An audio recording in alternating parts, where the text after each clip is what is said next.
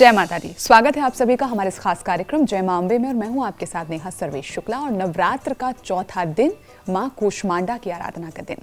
मां भगवती का रूप कैसा है, मां प्रसन्न कैसे होती हैं, कौन सी है वो पूजा की विधि, इस बारे में तमाम जानकारियां आज हम आपको देंगे। हमारे साथ मौजूद हैं वैष्णवाचार्य धर्मेंद्र वत्स जी महाराज। महाराज जी बहुत बहुत स्वागत है आपका। जय माता दी।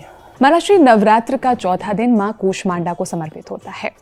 सबसे पहले तो हमें इस शब्द का अर्थ बताइए कि कूष्मांडा शब्द का अर्थ क्या होता है और इस दिन हम मां भगवती की उपासना कैसे करें। सिंह पर विराजमान मां भगवती कूष्मांडा।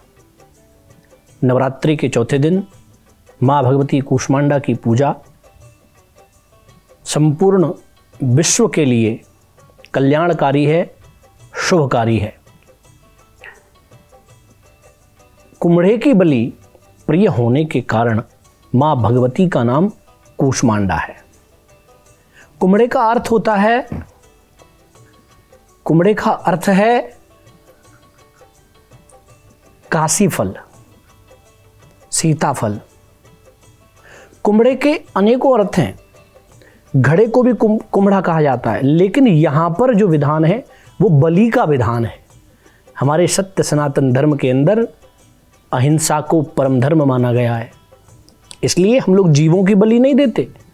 इसलिए हम लोग नींबू के रूप में, काशी फल के रूप में माँ भगवती को बलि प्रदान करते हैं।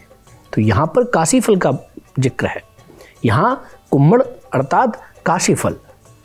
क्योंकि सनातन धर्म में माँ भगवती सात्विक रूप से पूजी जाती हैं।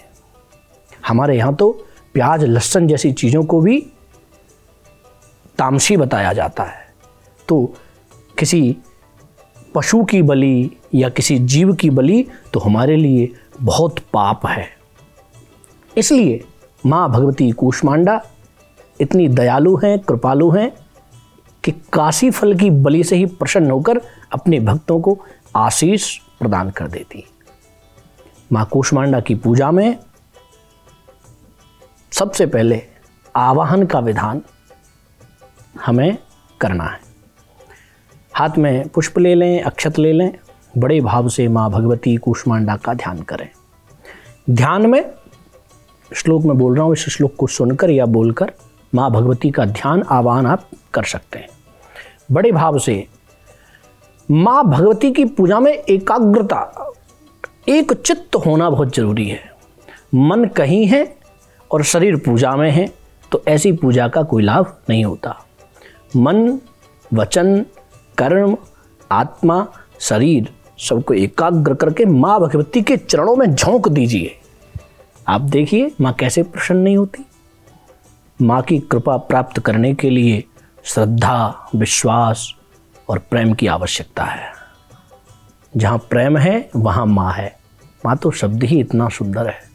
इस संसार की उत्पत्ति करने वाली ये माँ कूष्मांडा हम सभी को, पूरे ब्रह्मांड को आशीष प्रदान कर रही है। लेकिन विशेष रूप से आवाहन करने के लिए इस मंत्र का उच्चारण कर सकते हैं। ओम अणिमादिगुणोदारां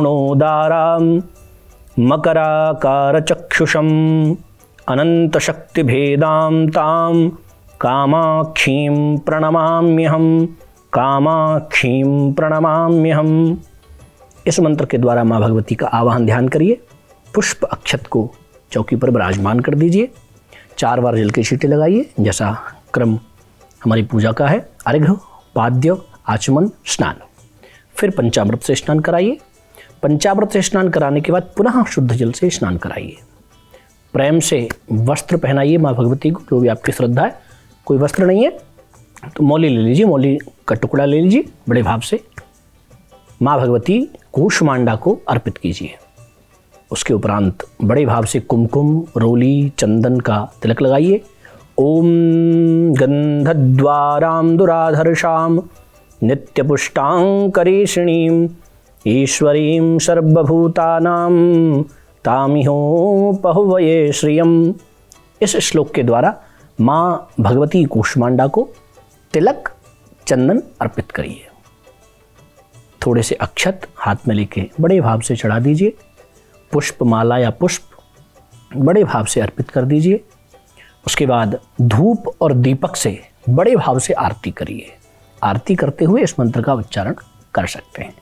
ओम चंद्रमा मनशो जात चक्षुः सूर्यो अजायत श्रोत्राद्वायुश्च प्राणश्च मुखादग्निरजायत।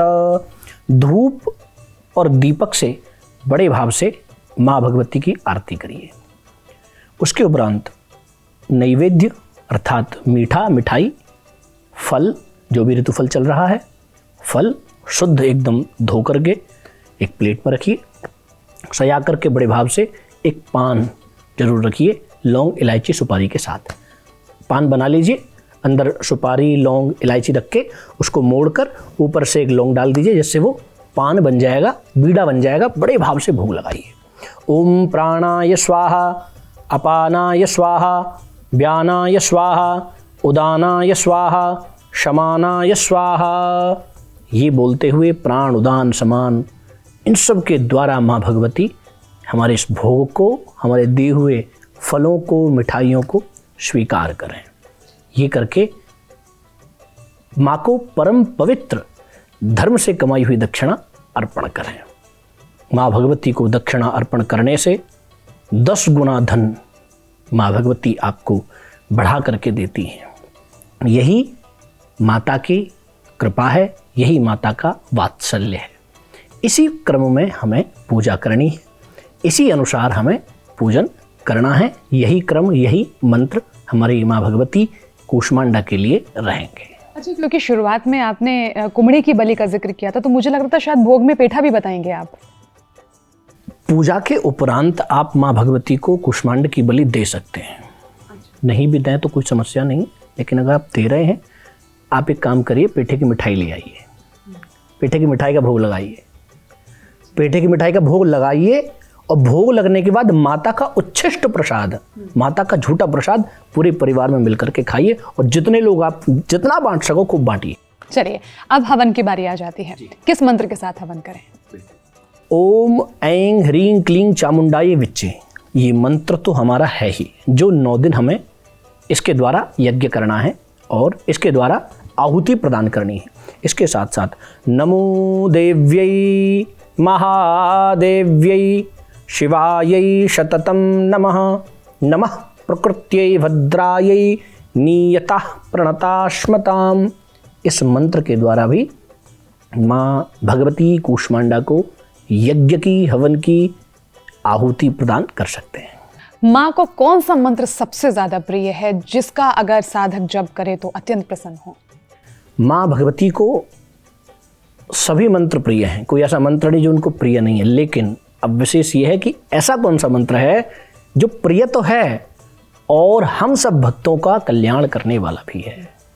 ये मंत्र निश्चित रूप से बीमारियों का विनाश करता है। ये मंत्र निश्चित रूप से मन के विकारों का विनाश करता है।